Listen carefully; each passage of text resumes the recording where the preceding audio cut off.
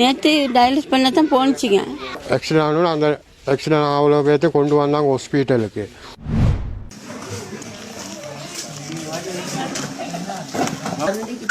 சொன்னாங்க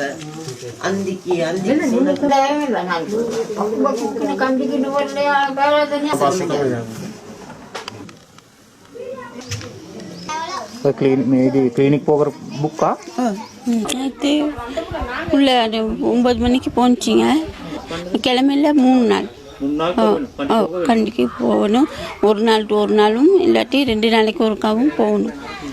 போயிட்டு டயாலிஸ் பண்ணிவிட்டு அன்றைக்கி 6 மணிக்கு 9 மணிக்கு தான் வீட்டுக்கு வருவோம். 9-10 மணிக்கு. நேற்று டயாலிஸ் பண்ண தான் போணுச்சிங்க. போயிட்டு சாப்பாடெலாம் வாங்கி கொடுத்துட்டு திரும்ப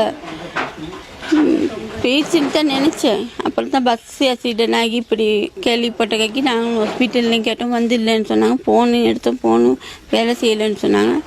அப்போ தான் 1 மணியாக்குள்ள தான் கேள்விப்பட்டேன் நான் பெரிய பிள்ளை ஹாஸ்பிட்டலில் இருக்குன்ட்டு.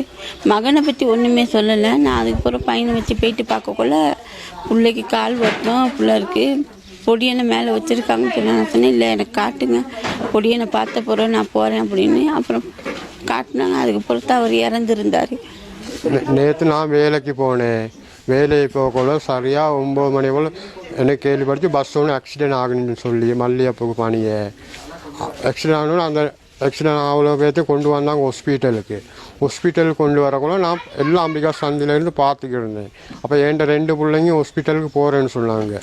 நான் பார்த்துக்கிறேன். எனக்கு டக்குன்னு சந்தைக்கு வச்சு நான் வீட்டுக்கு வந்தேன். வந்தவொன்னு சம்சாரம் வச்சு 9 மணிக்கு போகணும். இப்போ 10:10க்கு பஸ்ஸுக்கு போகிறாங்கன்ட்டு நான் மறுபடியும் கடைக்கு போயிட்டு எனக்கு மறுபடியும் இப்படி பிரச்சனை என் பிள்ளைங்க போகணுச்சு. நான் சந்தையில் வந்தேன். வீட்டுக்கு வந்தவுடனே என்கிட்ட 2வது பையலை அனுப்புனேன் பஸ் பிறந்த இடத்துக்கு. என்கிட்ட முதல் பையலை அனுப்புனேன் ஆஸ்பத்திரிக்கு.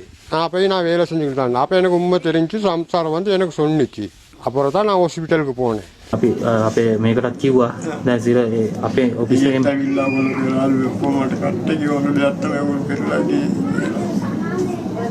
ඔයගොල්ලෝ ජීවත් වෙන්නේ හැටි මොන ප්‍රශ්න තිබ්බද ඔය කට්ටිය මොන ඔක්කොම වියදම් කරගෙන හැදුවානේ නේ මොන දේ කරන යවලා දුක් විඳගෙන නේ